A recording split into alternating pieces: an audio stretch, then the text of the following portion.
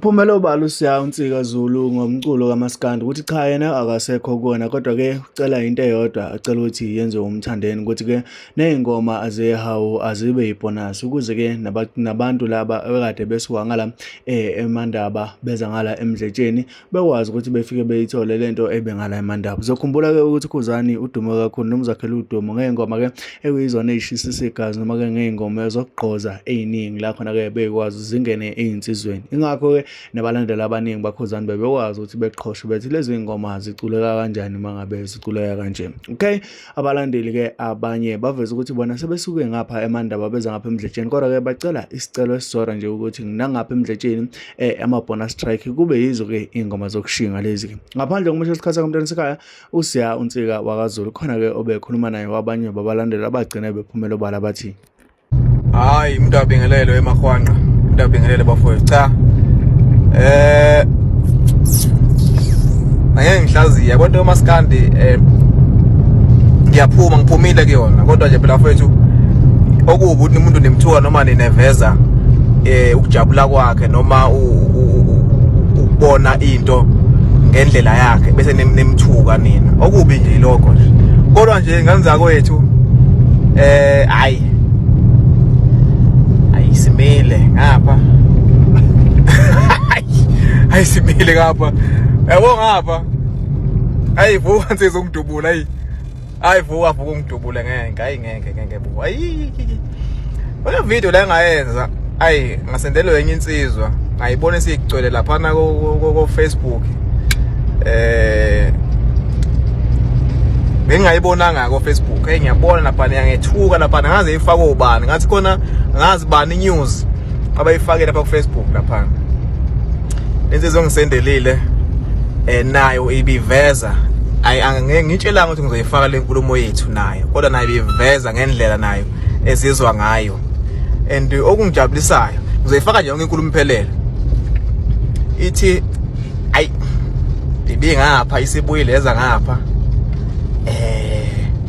Yayisibeka ke futhi engithandile inkulumo ukuthi ngapha ingoma lezi ithi mayisidlile lokho okubandayo ayizizwa ukushumisa igazi, ayizizwa lezi ingoma lezi eziyenza ishinge. Kodwa ikhona ingoma ngapha. Ngiyacela ke ngapha ayibekhona lezo ngoma lezo, ayibekhona lezo ngoma lezo. Yebo khona sesukhathi lo mhlanganiso, ngeke siyahlaziya manje sathe side sewudlile umhlanganiso, azibe ibonus lezi ngoma, ayibekhona lezi ngoma lezi. Asizweleke nanka ama voice note la ngizowafaka nje la. Eheni kungabantu ukuthatha ivideo ngapha kuyifake ngapha kuyihlanganise kwenza ngendlela kwenza ngayo nje. Ayilento TikTok le. Ziyasuka inkulumo.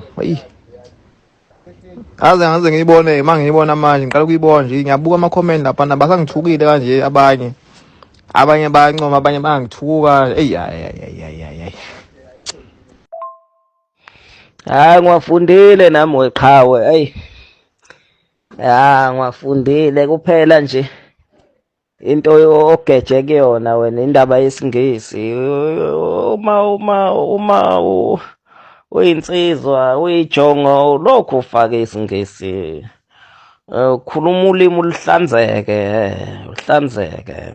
Hayi nami sengigqishe kwisikhova manje, angizwani nendoda ewumfazi.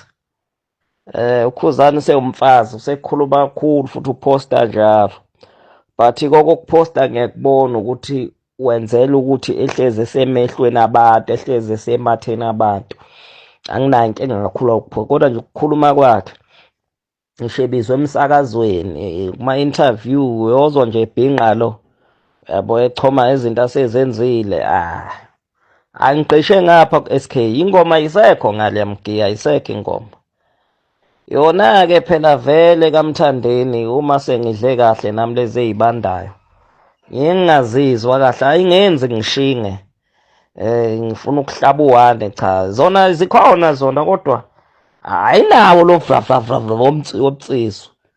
Ya kodwa nje hayi ngisesikhoveni manje, ngisesikhoveni ngenhlahla-ke akukho engake ngakuthenga nje ukuthinta iBlue Nation. angisomemba, anginaskip, anginakepisi, anginasigqoko, anginama-booster akhe la wadayisayo. Ngisesikhove nje, ngimile ngitredu. Uthe kunjani emdletsheni? Akaphileke. Hayi kaphileke emdletsheni. Hayi Inhlamba yona unankinga nayo. hayi akunankinga nehlamba mina. Yathi ukuhana phela insizwe ingane. Hayi kuyaphileka lapha. Mzala. Into engiyithandayo mina ngase emdletsheni, uma uphila impilo yasemdletsheni uba nenkani ngisho ezintweni zakho uyaphumelela. Shembe. Oyiphinde power. Impilo yasemdletsheni uba nenkani ngoba izinto zakho zonke ozenzayo uzenza uyimele. Uphumelele. Hayi indaba yokulentuza, indaba yokulokhu uncetheze ufana. Hawu, uyindoda. Into engiyikhuluma ukuthi uyabona mawulandela umculo. In fact bafowethu nabantu abafunda amabhuku. Thina besifunda amabhuku, mina ngifunda kakhulu amabhuku yabo. Ngabe ngohlala eBarito njalo ngama weekend ngifunda amabhuku. Maningi amabhuku engiwafundile. And amabhuku engiwafundile abe ne impact kule success yami ekhona encane ngitholile. Abe ne impact because I was inspired, well motivated. Amabhuku ngafundile. Yabona uma uzolalela umculo